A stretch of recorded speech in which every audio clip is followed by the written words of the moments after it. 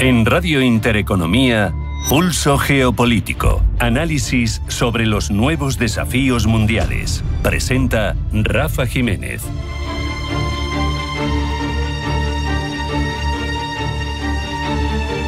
Bienvenidos a Pulso Geopolítico, en el que hacemos un ejercicio de ponernos al lado del contrario y ahondamos en la perspectiva del Kremlin y sus principales ideólogos en torno a la situación geopolítica de Europa y por extensión de la OTAN y del entorno global internacional. Particularmente es un asunto de profunda importancia para comprender la dinámica internacional actual que condiciona nuestra realidad. Para ello nos centramos en el director del Consejo de Política Exterior y Defensa del Kremlin, figura influyente en los círculos de poder rusos, Sergei Karaganov, entrevistado por El Gran Continent, que ofrece una ventana privilegiada a esta visión marcada en principio por un profundo escepticismo hacia Occidente, un análisis verdaderamente riguroso de las debilidades que nos atenazan en su opinión y una proyección verdaderamente audaz sobre el futuro del continente. Karaganov es uno de los principales artífices de la política exterior rusa, es un autor muy leído por Vladimir Putin y un exponente verdaderamente típico del belicismo que despliega ahora mismo el régimen que dirige Vladimir Putin. Revela su pensamiento una estrategia ideológica destinada a deslegitimar las instituciones y valores occidentales. De hecho, Karaganov argumenta que la guerra ahora mismo en Europa, la guerra en Ucrania, es de hecho económicamente ventajosa, también estratégicamente para Estados Unidos. Lo pone sobre la mesa de una manera completamente cruda. Dice que de esta manera Washington moderniza su complejo militar industrial mientras saquea, utiliza este término, a sus aliados europeos con renovado vigor e impone sus intereses económicos mediante sanciones sistemáticas contra países de todo el mundo. Y al final, esté uno de acuerdo o no con el fondo de la frase, sí que los hechos se demuestran certeros. Considera la guerra como un elemento para debilitar a Rusia, y esto entra en sintonía con la creencia rusa de que la política exterior de Estados Unidos está impulsada por intereses económicos, también de poder, cuestiones que cualquier persona convendrá son ciertas, y que la inestabilidad en Europa es un subproducto, pero también puede llegar a ser incluso un objetivo de esa estrategia, porque evidentemente te quitas un rival geopolítico de altura al menos económica. Sugiere, de hecho, Karaganov en su pensamiento, que esta visión fatalista de un conflicto inevitable, mientras beneficia a los intereses estadounidenses, es independiente de quien ocupe la Casa Blanca. De hecho, llega a calificar a Trump de figurante en lo que respecta a la guerra de Ucrania, porque dice el equilibrio de intereses hacia la primera potencia del mundo de esta circunstancia y de las posteriores, incluso tras la guerra, como la reconstrucción, no hacen más que beneficiar a la primera potencia económica del mundo. Sobre la OTAN, evidentemente, era de esperar, su visión es hostil.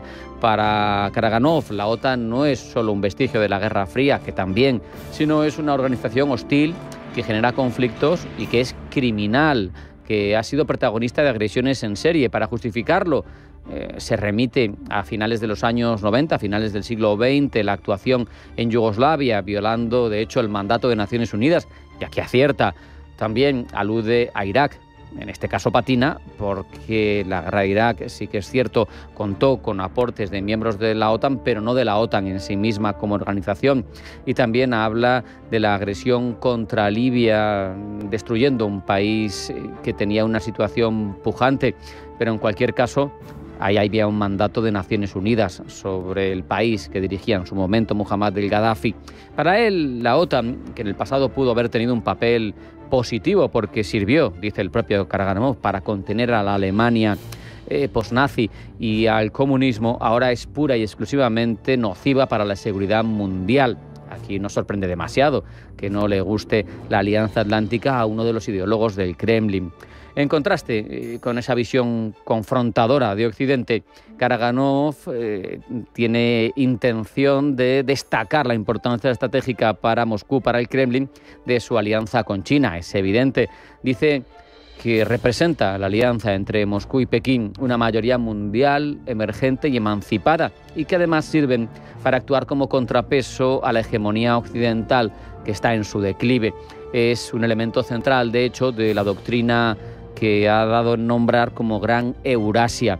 La parte más preocupante, por lo menos desde nuestra óptica, más sombría, más controvertida de la visión de este pensador del Kremlin, se refiere al futuro de Europa, porque basándose en una, para él, decadencia moral de las élites europeas, que se extiende, por tanto, a la forma en la que se gobiernan estos países, la Unión Europea está en su proyecto dentro de un callejón sin salida. Predice, de hecho, que la Europa colectiva está abocada inevitablemente a la disolución.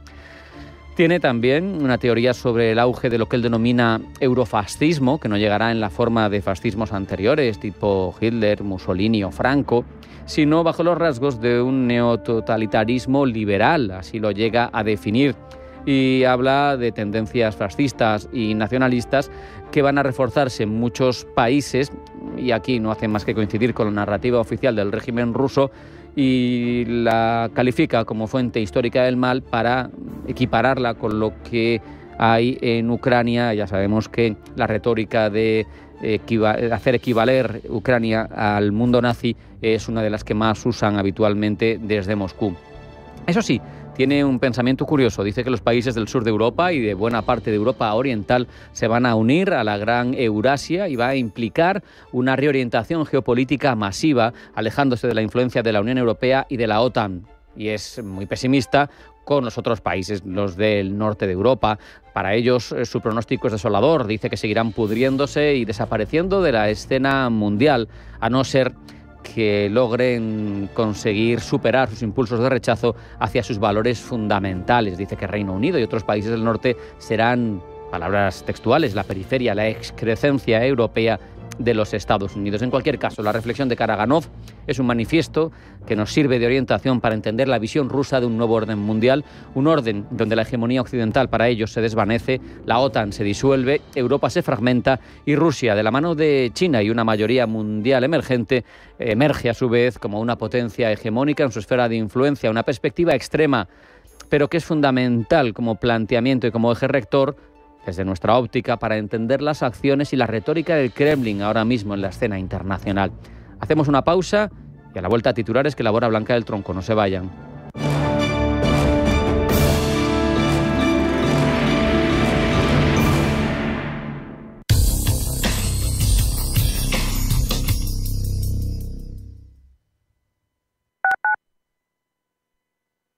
Isabel tiene la toallita en sus manos, se dispone a encestarla, mira su objetivo, lanza y ¡a la papelera! Tirar toallitas y cualquier otro residuo al inodoro puede atascar las tuberías de tu vivienda y supone una amenaza para el medio ambiente. Juega limpio. Encesta las toallitas en la papelera. Canal de Isabel II. Cuidamos el agua. Los domingos a las 10 de la noche tienes una cita con El Club de los Negocios Raros. Un magazine dedicado al mundo de los libros. Actualidad, entrevistas, literatura y poesía tienen cabida en este espacio cultural de Radio Intereconomía. Dirigido por Andrés Sánchez Magro. Todos los domingos a las 10 de la noche. Atención inversor, únete al club de inversión de Grupos Eneas. Estamos especializados en la compra, reforma y venta de inmuebles y otros activos, ofreciendo rentabilidades muy atractivas. Coinvierte con nosotros. 91 639 0347. Grupos Eneas, tu aliado en la inversión. Geopolítica, mercados, bancos centrales. Los temas más candentes que impactan en la economía mundial están en Visión Global. Cada tarde de lunes a viernes a las 7 con Marta Isern. Visión Global. Marcamos la diferencia. Radio Intereconomía. ¿Sabía usted que unos pies con problemas pueden paralizar nuestro ritmo de vida? Le proponemos una solución indolora, con una mínima incisión y con anestesia local aplicando las técnicas más avanzadas en cirugía del pie. Clínica Jiménez, calle Alcalá 378. Diagnóstico gratuito, 91 367 0071. Centro reconocido y autorizado por la Consejería de Salud y la Comunidad Económica Europea. 91 367 0071. Radio Intereconomía, la radio de las empresas.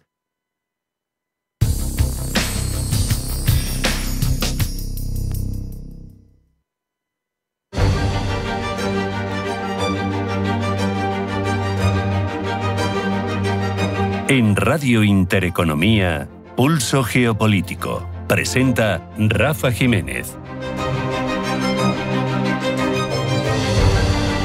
Vamos ya con las noticias más relevantes del ámbito geopolítico, del ámbito internacional. Primero, en forma de titulares, los elabora Blanca del Tronco. Blanca, bienvenida, buenas tardes. Buenas tardes. Greta Thunberg es deportada de Israel tras ser retenida ayer por el ejército israelí. Junto a ella el español Sergio Toribio, quien nada más aterrizar en el aeropuerto del Prat ha contado cómo fue el momento en el que el barco donde viajaba rumbo a Gaza fue interceptado por el ejército israelí.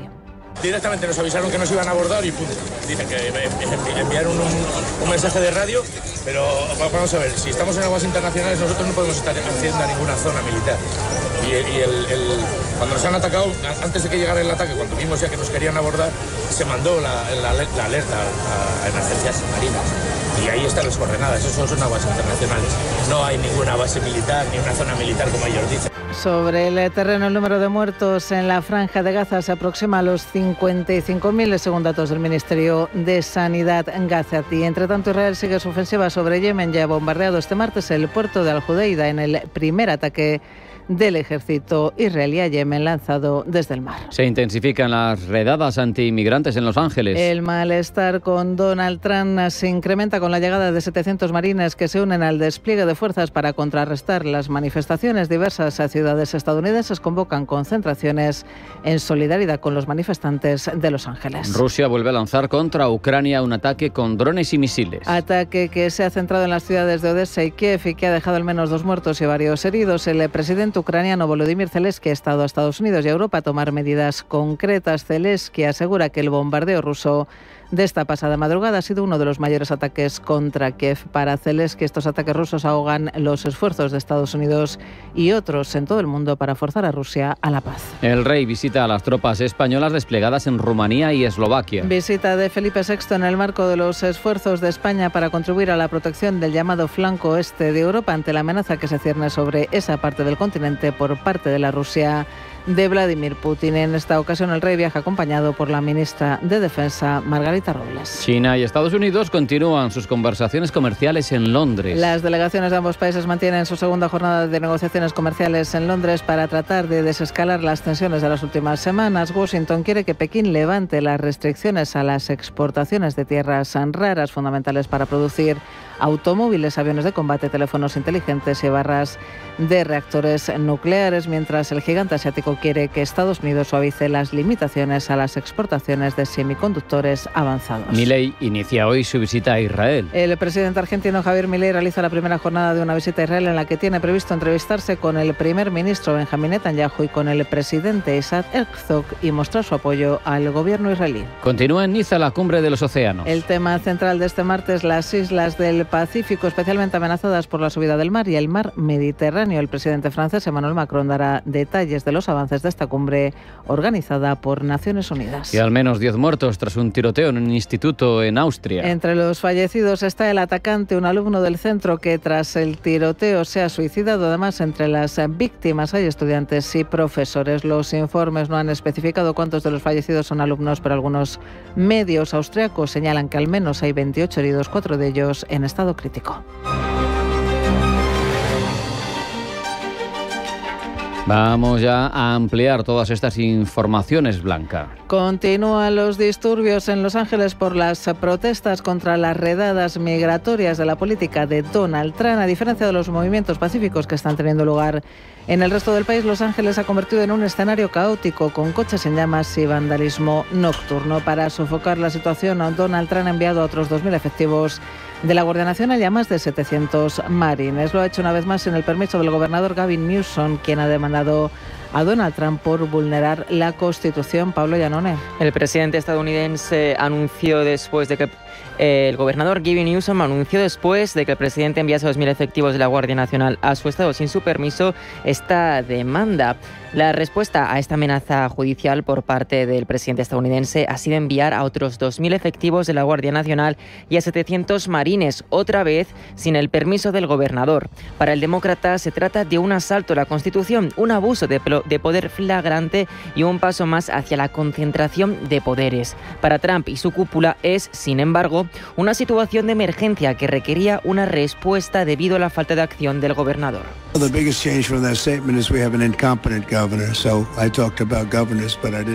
Donald Trump habla de que Gavin Newsom es un gobernador incompetente. Miren el trabajo que está haciendo en California, dice, está destruyendo uno de los más grandes estados de Estados Unidos. Y si no se involucrase, si no hubiéramos traído la Guardia Nacional a California, dice, tendríamos posible un gran problema de orden público. Trump no descarta seguir mandando a efectivos de la Guardia Nacional, a pesar de que Newsom denuncia por X que la mayoría de los agentes enviados están durmiendo o no han acudido a las protestas. Para el demócrata, esto revela que la magnitud de la situación no se corresponde con la reacción del gobierno central, que aprovecha cualquier oportunidad para aumentar su autoridad. Trump, lejos de negarlo, ha hecho alarde de uno de sus deslices humorísticos y ha bromeado sobre la posibilidad de detener a Newsom por su incompetencia, lo que para el gobernador es una clara línea roja. Para el fiscal de California, Rob Bonta, es además una falsedad. Ha defendido que el gobernador de California no es ningún incompetente y que sabe cómo llamar a la Guardia Nacional cuando es necesario.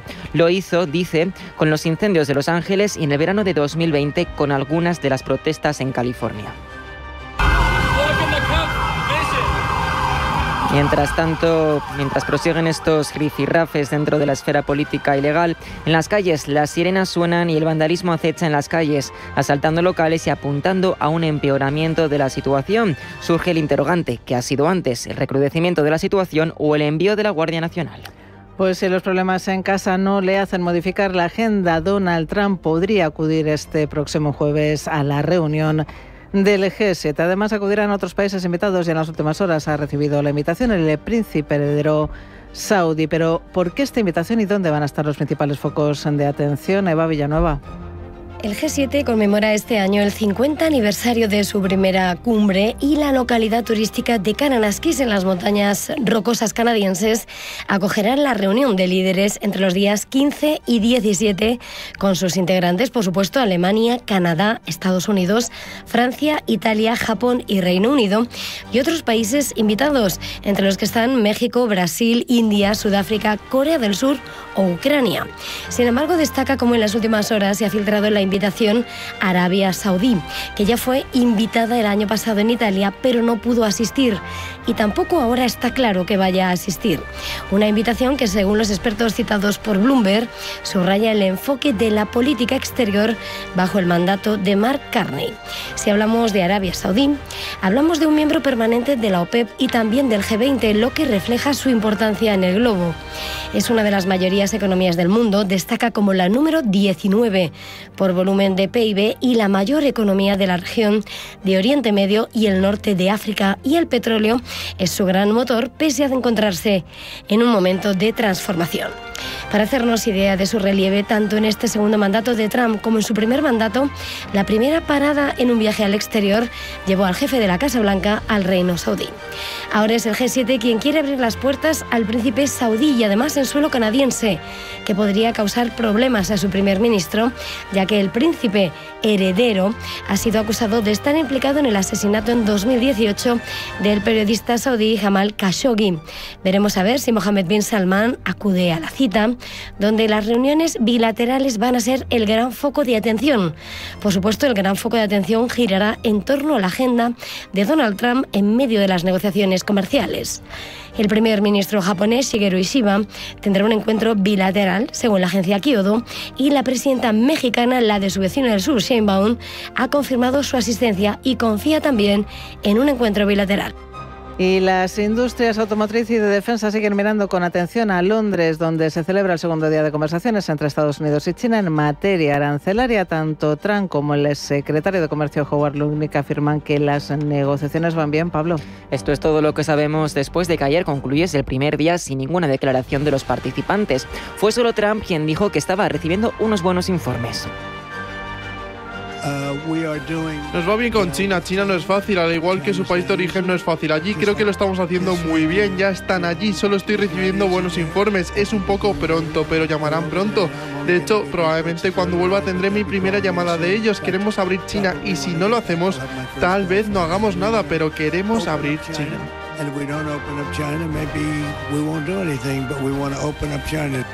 Es posible que hoy tampoco sepamos nada hasta por la tarde, ya que se espera que las conversaciones duren todo el día. Sobre la mesa, el pulso entre ambas potencias mantiene en tensión algunas de las industrias más avanzadas de ambos países.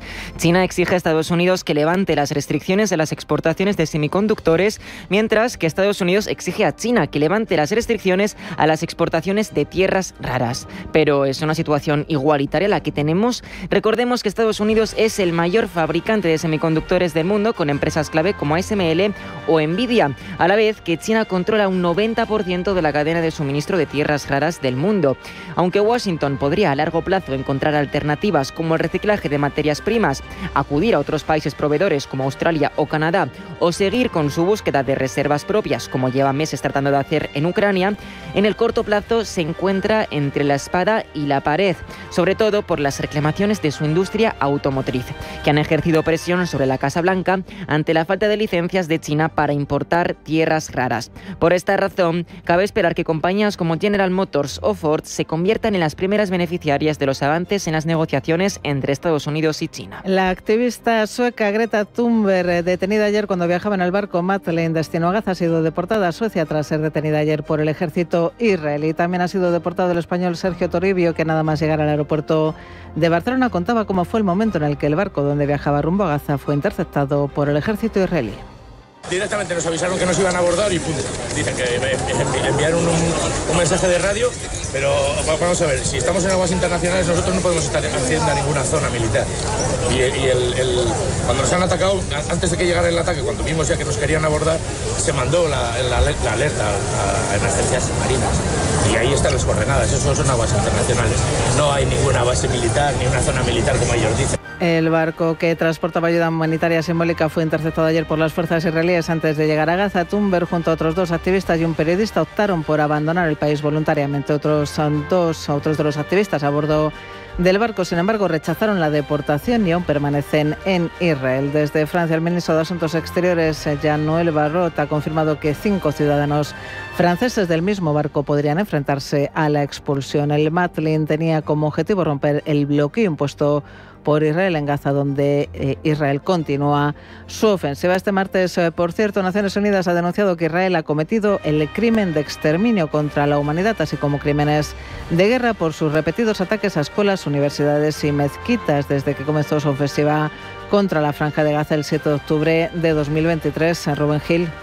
Naciones Unidas documenta en un informe ataques a un 90% de las escuelas y universidades de Gaza y la destrucción de la mitad de sus lugares religiosos y culturales. Para la ONU, cada vez hay más indicaciones de que Israel está llevando a cabo una campaña concertada para acabar con la vida en Gaza. Los ataques israelíes a la cultura, la educación y la religión, denuncian desde Naciones Unidas, dañan a las generaciones presentes y a las venideras. La ONU concluye además que Israel ha cometido el crimen contra la humanidad de exterminio al asesinar a cientos de personas que se refugiaban en esas escuelas y centros religiosos, incluyendo las mezquitas de Illa al-Suna y Safa al-Ghafari de Gaza. Naciones Unidas acusa a Israel además de haber perpetrado crímenes de guerra y cifra en más de 658.000 los niños gazatíes que se han quedado sin escuelas. Miramos ya a Ucrania. Zelensky ha acusado a Rusia de lanzar uno de los mayores ataques contra Kiev desde el inicio de la invasión desatada en febrero de 2022 y ha reclamado que la comunidad internacional adopte acciones concretas, incluidas medidas por parte de Estados Unidos, que tiene el poder, dice Zelensky, de forzar a Rusia a la paz. Zelensky ha asegurado que Rusia usó ayer 315 drones en el ataque, incluidos 250 Shahed y 7 misiles, 2 de los cuales eran misiles balísticos de fabricación norcoreana. Para el presidente ucraniano es vital que la respuesta a este y otros ataques rusos similares no sea el silencio mundial, sino dice acciones concretas, acciones por parte, asegura Zelensky, de Estados Unidos y de Europa. Por cierto, que Bruselas propondrá endurecer las sanciones a Rusia, reduciendo el precio máximo del petróleo de $60 a 45 y prohibiendo el uso de los oleoductos Nord Stream. Las medidas que forman parte del 18 paquete de sanciones de la Unión Europea tienen como objetivo aumentar la presión sobre Moscú. El plan también contempla incluir en la lista negra a otros bancos y petroleros rusos que evaden las restricciones existentes. Los Estados miembros de la Unión Europea deben aprobar la propuesta por unanimidad, pero las objeciones de Hungría y de Eslovaquia podrían retrasar su adopción. Y llegados al ecuador de este ejercicio, el mercado parece mostrar una fotografía más clara de hacia dónde van las fuerzas del mercado. La CNBC acaba de publicar su lista de disruptores. De ella se desprende que la carrera por la inteligencia artificial y la defensa han recibido grandes inversiones. ¿Cuáles son los grandes nombres, Eva? En la antesala del periodo estival, la lista de disruptores de la CNBC acaba de mostrar cómo la carrera por la supremacía global en la inteligencia artificial y la amenaza existencial que representa para el statu quo en la industria tecnológica y más allá ha llevado a una inversión de riesgo récord en empresas emergentes. Las 5 empresas principales, las 5 primeras de esa lista Disruptor 50 de este año, incluyen a una nueva empresa disruptiva del sector de tecnología de defensa y tienen una valoración combinada, esas 5 de poco menos de 500.000 millones de dólares, una cifra que supera la valoración total de casi todas las empresas de la lista de los últimos 12 años. A la cabeza de ese ranking vemos a la empresa de tecnología Anduril Industries, que arrebata el primer puesto a OpenAI, que cae al número 2 después de 2 años consecutivos encabezando la clasificación anual de empresas emergentes. Es la primera vez que la tecnología de defensa encabeza esta lista y es un símbolo de una tendencia según la analizan. De ahí que 3 nuevas empresas orientadas a la defensa se unen a Anduril como disruptores. Se tratan de Flock Safety, Saronic Technologies y Shield AI también, que figuran en esa lista de 2025. Su alcance y escala demuestran esta tendencia al alza. Las 4 empresas tienen un valor combinado de más de 45.000 millones de dólares y han captado casi 10.000 millones de dólares de inversores. En el segundo puesto de la lista, echando la mirada atrás, tras Anduril, vemos cómo está la de Sam Altman, OpenAI, su reciente ronda de financiación de 40.000 millones de dólares de la empresa valorada en 300.000 millones hace que se erija como la mayor cantidad jamás recaudada por una empresa tecnológica privada. El uso de la IA por parte de consumidores y empresas crece de forma exponencial y ahí en esa lista se ve cómo frente al crecimiento explosivo de OpenAI y su adopción de los consumidores, mientras que su rival Anthropic es el estándar de oro para el uso empresarial de los grandes lenguajes. Se trata cada vez más de la nueva era de la IA, que comenzó a transformar la lista Disruptor 50 en 2023 y no ha disminuido su ritmo desde entonces.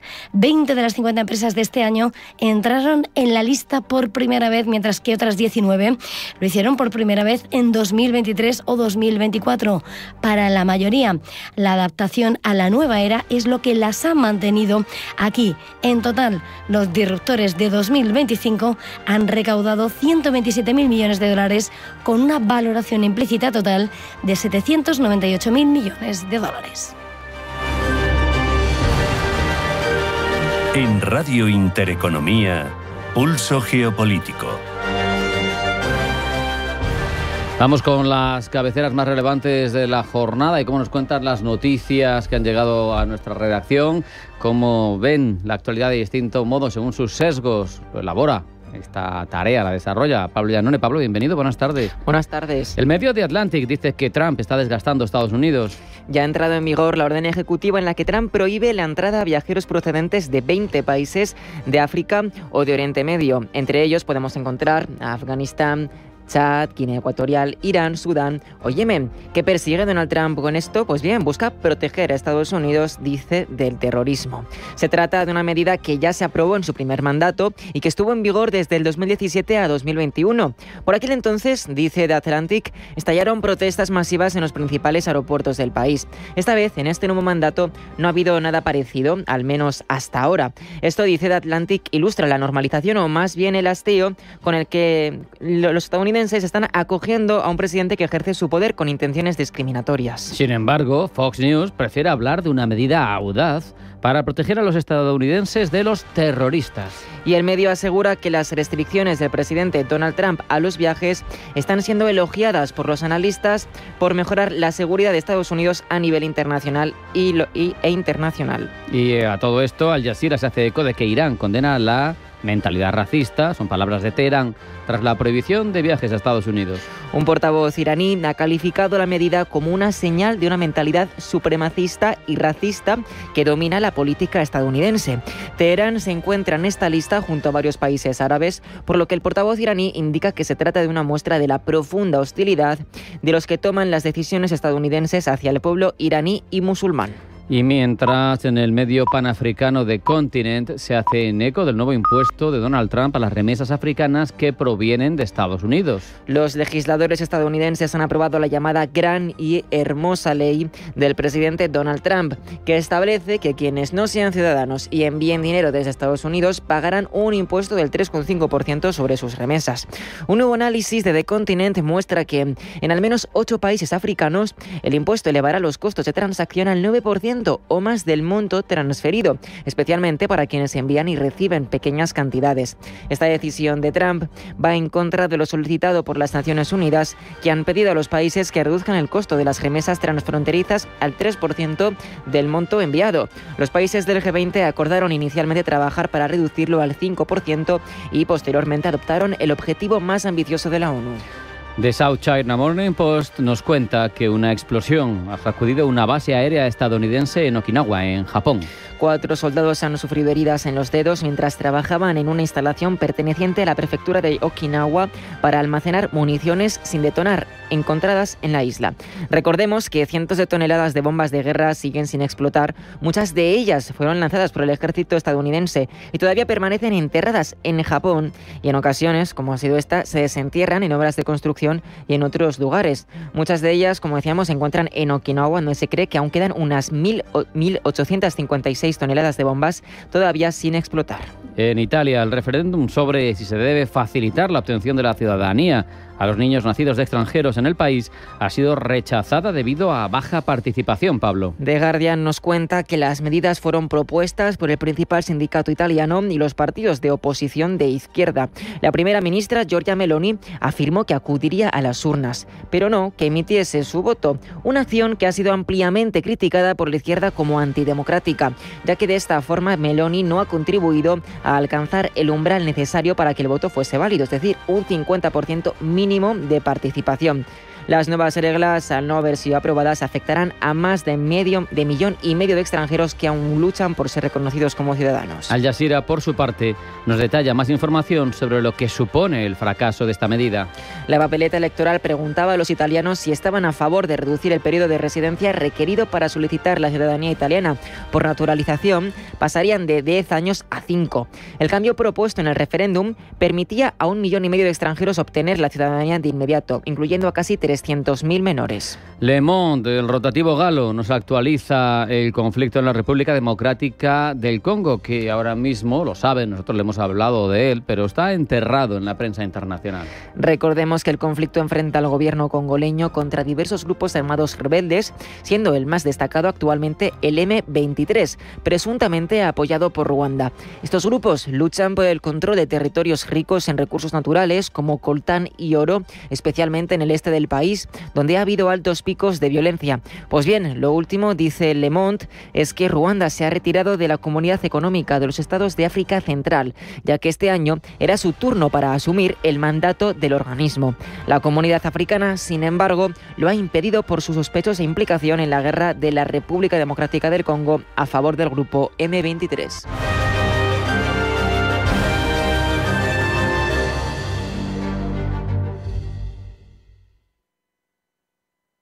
¿Conoces Banco Big? Somos tu banco de inversión y ahorro. Pero no solo eso, somos tu plataforma de brokeraje con todo tipo de productos, acciones, bonos, ETFs, fondos, futuros y además contamos con una demo técnica con 100.000 euros ficticios para que puedas aplicar todos tus conocimientos sobre el trading. Banco Big. Nos mueven tus valores. Debes saber que toda inversión conlleva el riesgo de pérdida de capital.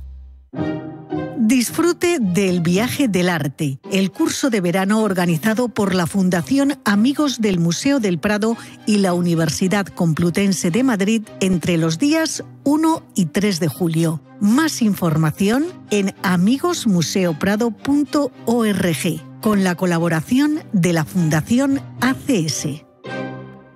Mar Azul, la fuerza del azul para tu cuerpo. Rico en ficocianina, un poderoso antioxidante que refuerza tu sistema inmunológico y te llena de energía. Menos cansancio, más vitalidad, más defensas. Bébelo cada día y siente la diferencia. Mar Azul, el impulso natural que tu cuerpo necesita. Encuéntralo en Sol Naturaleza o llamando al 91 31 31 409. ¿Tienes un proyecto o sueño emprendedor? No te pierdas Emprende en Intereconomía con Juanma Romero. Cada semana descubrirás historias de éxito, consejos prácticos y claves para liderar tu negocio con carisma y empatía. Aprende, crece y conéctate con emprendedores como tú. Emprende en Intereconomía con Juanma Romero, el programa para transformar tu futuro. Te esperamos todos los jueves a las 10 de la noche en Radio Intereconomía.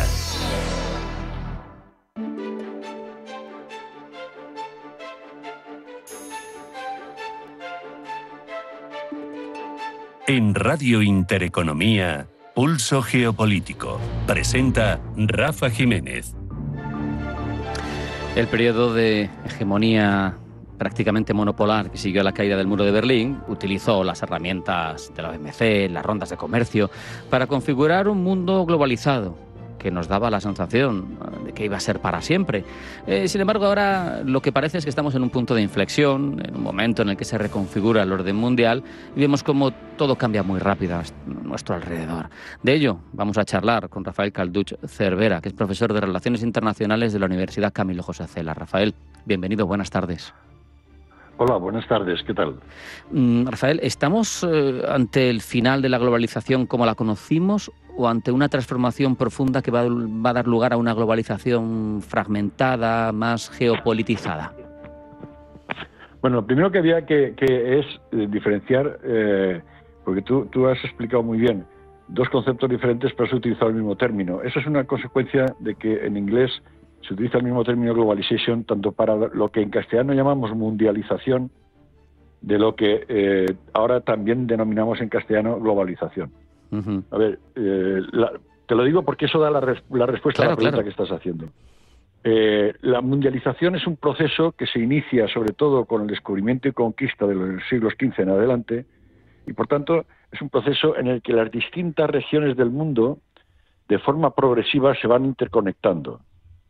Es un proceso que dura varios siglos y que se hace por transferencia. ¿Por transferencia de quién? De unas potencias colonizadoras que van descubriendo y conquistando territorios y regiones en el continente americano, en Asia, en el continente africano, etcétera, progresivamente. Por tanto, cuando hablamos de mundialización hablamos de un proceso histórico de convertir lo local en mundial. Cuando hablamos de globalización ahora en castellano, estamos hablando de un proceso de retos y fenómenos universales de origen. Por tanto, que nacen desde el principio con un alcance mundial, universal. Por ejemplo, Internet, que originariamente era una red que se creó en Estados Unidos en los años 60, solo para cuestiones de seguridad, etcétera. Internet pasa del año 2000, que tenía en torno a 850 millones de usuarios, a la actualidad, es decir, en 25 años, en un cuarto de siglo, ha pasado a tener más de 5.600 millones de usuarios. Eso significa que en menos de un cuarto de siglo se ha convertido en una forma de interconectividad mundial. Eso no había pasado nunca en la historia de la humanidad. Por tanto, la gestión de Internet de hoy ya no es de unos países y de otros, es universal. ¿Me explico, no? Sí, perfectamente. Es otro planteamiento.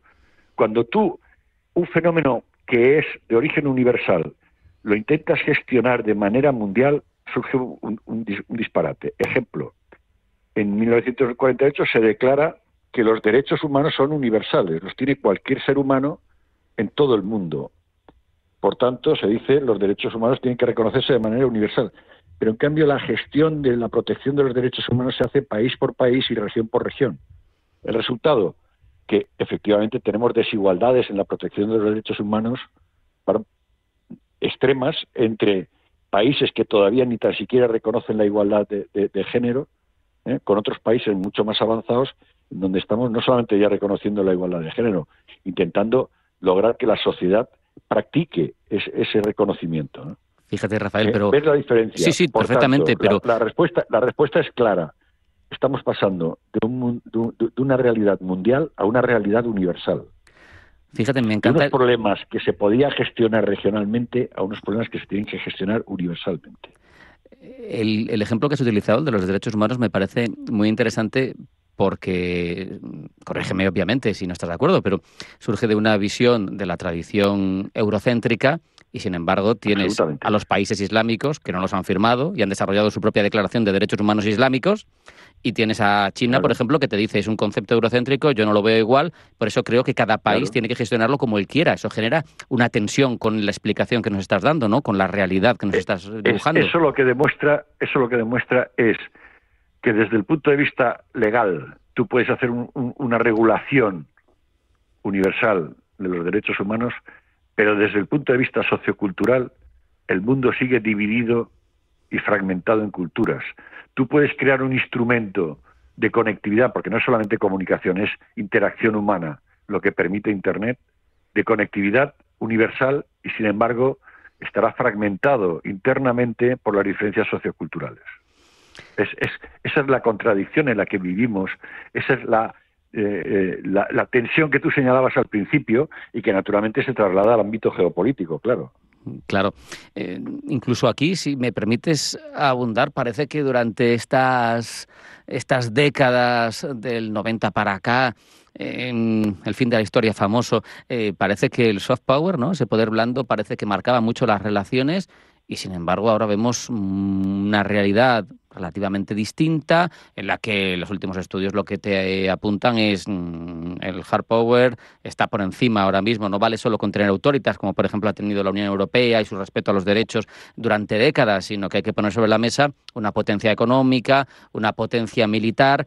¿Dónde queda ese poder blando, o hacia dónde va a ir ese poder blando en esa gestión de una realidad que tú mencionabas, que tú explicabas?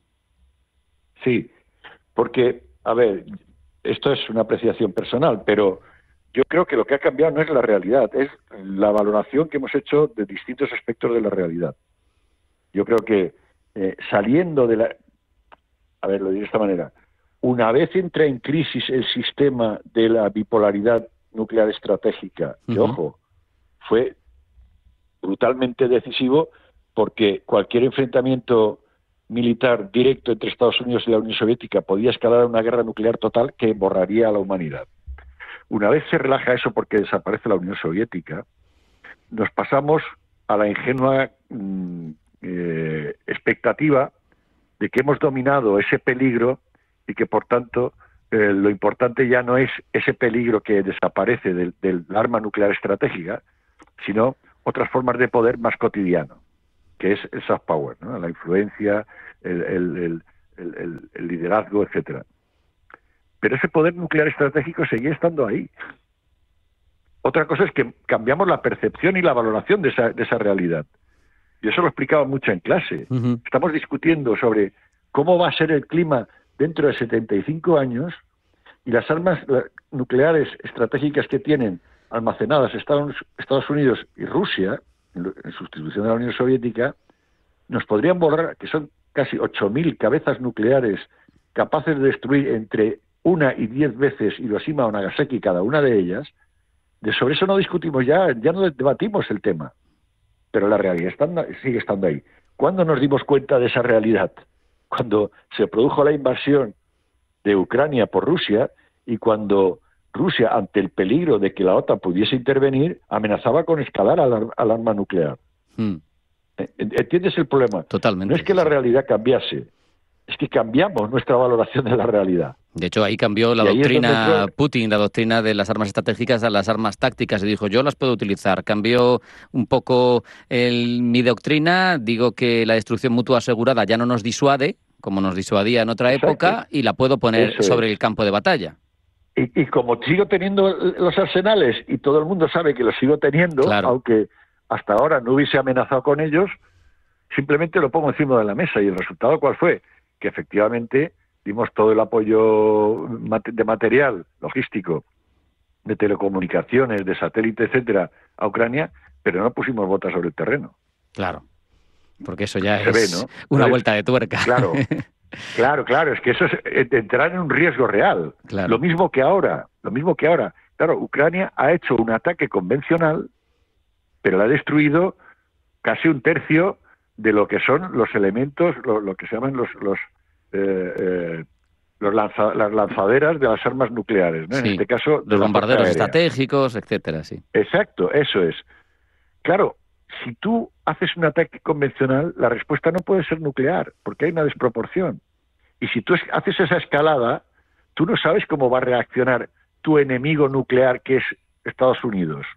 ¿Cómo va a percibir esa escalada que tú haces de lo convencional al nuclear? Por lo tanto, la única represalia que puede hacer, que es la que está haciendo Rusia, es ataques de misiles, pero convencionales, con armas convencionales, con cabezas convencionales. Lo mismo que el poder económico. El poder económico nunca desapareció, siempre estuvo ahí. ¿Qué es lo que no siempre estuvo ahí como potencia económica y tecnológica? Porque lo económico y lo tecnológico van de la mano. China no era una potencia económica tecnológica en los años 60 y 70 u 80. Total, te iba a preguntar... Hoy en día es una potencia capaz de enfrentarse abiertamente en lo económico y tecnológico a Estados Unidos, como lo acaba de hacer con los aranceles, con la amenaza de aranceles. Por ahí quería preguntarte, a ver si te animas a... sabemos que había bipolaridad en la Guerra Fría, cae la Unión Soviética y una suerte de monopolaridad durante varias décadas. Rusia sigue teniendo la capacidad que tú explicas de la destrucción, pero como potencia económica, demográfica, le falta... cero a la izquierda. Le falta talla. Entonces ahora te pregunto, ¿hacia dónde vamos? ¿Hacia una bipolaridad China-Estados Unidos? ¿Hacia una apolaridad de un mundo fragmentado en el que los conflictos se resuelven bilateralmente? ¿O cero polaridad, como dicen algunos? ¿Dónde crees que nos vamos a situar en esta transición que vivimos? En la transición, porque lo señalas muy bien, no estamos en el final del proceso de globalización en el sentido de universalidad. Estamos en el comienzo, pero en esa transición yo lo que percibo cada vez más claramente es lo que denominaría una rivalidad diferenciada. ¿Qué es eso de una rivalidad diferenciada? Primero, no es un antagonismo bélico, pero sí es una rivalidad, es decir, es una conflictividad todavía no escalada al uso de la violencia, o no escalada al uso de la violencia generalizado, pero que tiene esa potencialidad, ¿no? Y diferenciada, ¿por qué? Porque la rivalidad que se tiene por parte de los países de Europa Occidental y también de Estados Unidos, aunque cada vez quiere desentenderse más, con respecto a Rusia, es una rivalidad estratégica, militar. La rivalidad que tiene la Unión Europea, Estados Unidos con China, o al revés, China con Estados Unidos y la Unión Europea, es una rivalidad económica y tecnológica. No es una rivalidad militar, o al menos no lo es todavía. Claro. Por tanto, ¿por qué? Porque China hoy por hoy no juega a ser una potencia militar mundial como pretende Rusia. Juega a ser una potencia militar regional. Juega a que Estados Unidos no domine el área Indo-Pacífica. ¿Por qué? Porque esa área la considera su área de expansión económica natural. Y por tanto trata de protegerla de la hegemonía, de la militarización que puede hacer la hegemonía norteamericana, que como sabes tiene aliados con Australia y Nueva Zelanda, tiene bases en Japón, tenemos AUKUS, tenemos Corea Quad, del Sur, tenemos muchos instrumentos ahí, efectivamente. Entonces, lo que quiere es que la hegemonía militar de Estados Unidos en la región Indo-Pacífica, neutralizarla para poder ejercer su liderazgo exclusivo económico-tecnológico en esa zona y utilizarlo como palanca para proyectarse en el mundo occidental, en donde sabe que tiene una rivalidad muy seria. O sea, aquí hablamos, por ejemplo, de los chips, y los chips ordinarios los fabrican en Taiwán, pero los chips de superconductores más avanzados se diseñan y se fabrican exclusivamente en Estados Unidos. ¿no? Por poner ejemplos. Sí, un análisis. Estamos en una rivalidad diferenciada. Con esa reflexión nos vamos a quedar, Rafael. No hay tiempo para más. Rivalidad diferenciada. Me ha encantado hablar contigo de este panorama apasionante que vivimos. Rafael Calduch, profesor de Relaciones Internacionales de la Universidad Camilo José Cela. Muchas gracias. Un abrazo. Hasta la próxima. Estar con vosotros y vuestros oyentes.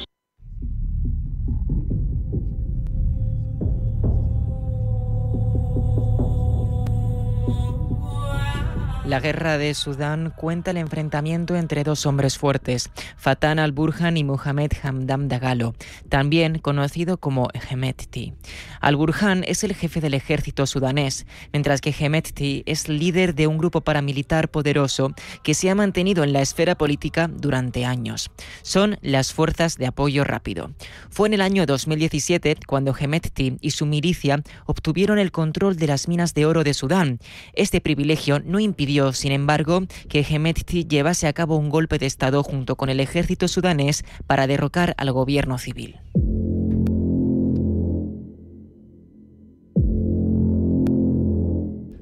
Desde entonces, el jefe de las Fuerzas Armadas, Al-Burhan, ha sido presidente de Sudán y Hemedti su vicepresidente. Una relación condenada al fracaso por la ambición y el poder que ambos ostentaban. Al-Burhan desconfiaba de Hemedti por su grupo paramilitar, las Fuerzas de Apoyo Rápido, y trató de unificarlo con el Ejército Nacional, algo que Hemedti no iba a permitir. Tras 2 años de tensiones, finalmente el conflicto estalló. Más de 100 personas han perdido la vida en medio de... Por 6º día consecutivo, los enfrentamientos en Sudán. Aeropuerto de la capital de Sudán, en Jartum, es el... La situación humanitaria en Sudán ya era precaria y ahora es catastrófica. Hoy se cumplen 2 años del comienzo de otra guerra, la de Sudán. Un ciclo de violencia que ha provocado la mayor crisis de desplazados del planeta. Desde hace 2 años, ninguna tregua ha sido suficiente para paliar el conflicto, que se ha seguido recrudeciendo. Ambos grupos reciben o han recibido apoyo internacional de diversas partes, cuya lealtad implica varios costes que pueden variar a lo largo del tiempo. El primero de ellos, el oro, como nos cuenta Soraya Ibar Lafu, periodista y directora de Africa Mundi. Además se suma que un gran porcentaje de las reservas de oro del mundo también están en Sudán. Esto ha traído múltiples actores internacionales. Podemos hablar de Rusia, que recientemente además firmó un acuerdo naval para tener una base naval. También podemos hablar de Irán, podemos hablar de China, podemos hablar de la Unión Europea, de Estados Unidos. Todos ellos han tomado una parte en el conflicto, financiando a una o a otro lado, sobre todo financiando a las fuerzas de apoyo rápido, que son precisamente los que controlan las grandes minas de oro. Rusia lleva presente en Sudán desde hace mucho antes de la guerra. En 2017, la empresa M-Invest, vinculada al grupo Wagner, obtuvo concesiones mineras para operar en Sudán a través de su subsidiaria Meadow Gold. Esta fachada permitió a los mercenarios rusos ofrecer armas y apoyo logístico a las fuerzas de Hemedti a cambio de la extracción de oro que luego vendían en mercados internacionales. Sin embargo, en 2020, Estados Unidos sancionó a la empresa M-Invest, lo que llevó a Wagner a buscar socios que pudiesen ayudarle a vender el oro que extraía de Sudán lejos de la mirada occidental. Pues bien, uno de ellos resultó ser europeo. En noviembre de 2024, una milicia que apoya al gobierno sudanés interceptó cajas de armamento vinculado a la empresa fabricadora Dunarit de Bulgaria. El canal de noticias France 24 ha documentado acuerdos comerciales entre la firma búlgara y la empresa International Golden Group, una entidad emiratí que suministra armas al ejército de Emiratos Árabes Unidos. Es conocida, además, por desviar armamento de manera ilegal a zonas de guerra.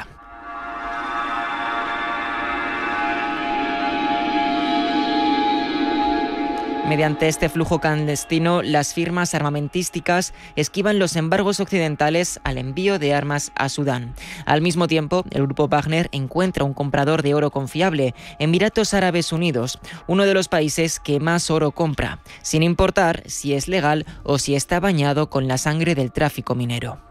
Hasta hace un año, esta fórmula de intercambio de armas y oro entre Wagner y Emiratos Árabes Unidos era un engranaje esencial para el apoyo de Hemedti en la guerra.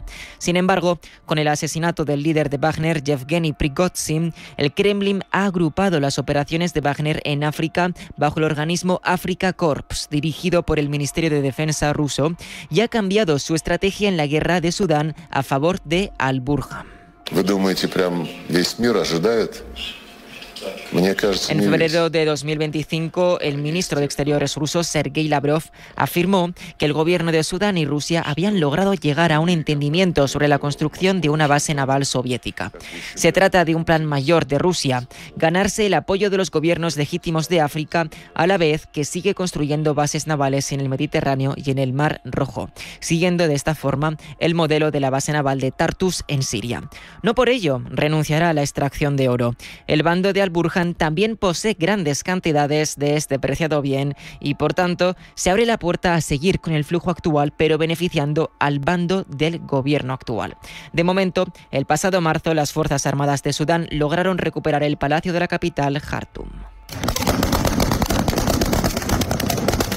Un momento simbólico que celebraron con disparos después de 2 años en los que la capital había estado en manos de las fuerzas de Hemedti.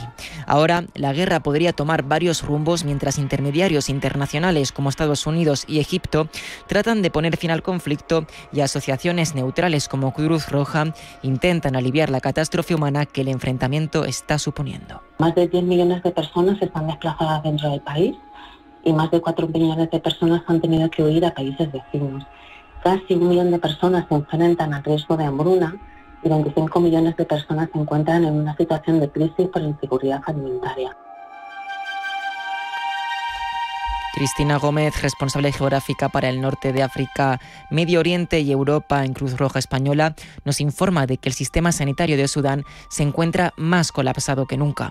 Por ello, es fundamental que la Media Luna Roja sudanesa pueda operar en los 18 estados que componen al país. Esto supone un grave riesgo de seguridad.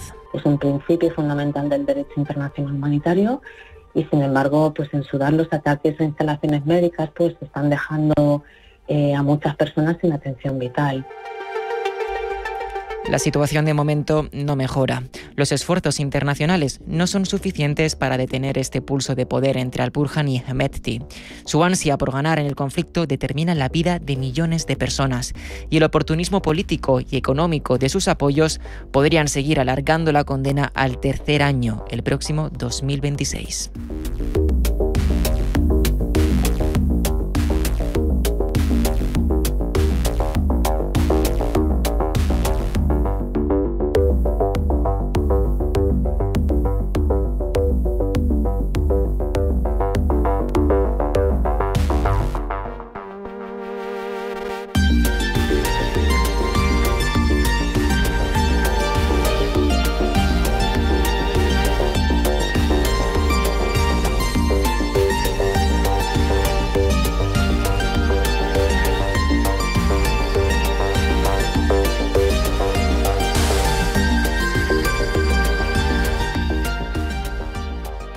En Radio Intereconomía, Pulso Geopolítico. Presenta Rafa Jiménez.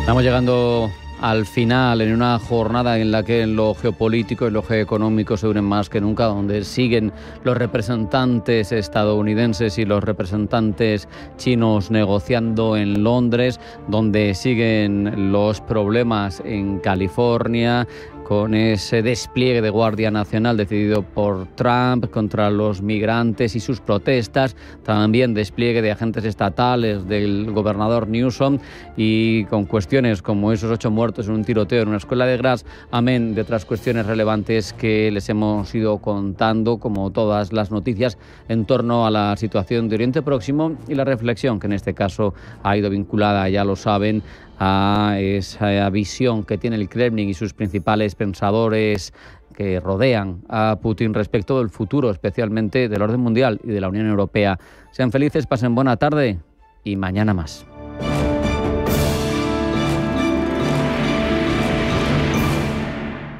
El día que los bancos empezaron a mandar a la gente al cajero automático para todo, ese día ganaron las máquinas. Pero el día en el que Eurocaja Rural decidió seguir atendiendo a sus clientes en persona, ganaron los máquinas. Ganaste tú. Únete a la revolución de los máquinas. Eurocaja Rural, la banca que tú quieres. Bontobel Asset Management. Calidad suiza con el objetivo de obtener rendimientos superiores a largo plazo. En Bontobel Asset Management siempre estamos a la vanguardia de las inversiones activas en bonos y acciones. Para más información, entre en nuestra página web bontobel.com/am. Bontobel Asset Management, su especialista global en fondos de inversión. Por favor, un vermut. Un zarro. Zarro, por supuesto. El vermut Zarro es el vermut de Madrid, elaborado artesanalmente con los mejores botánicos y vinos de calidad. Un vermut genuino y con historia, orgulloso de sus orígenes castizos y más aún de su sabor. Y es que en grifo o en botella, vermut Zarro es el auténtico sabor del vermut de Madrid. Vive Zarro, siente Madrid. Radio Intereconomía. Eres lo que escuchas.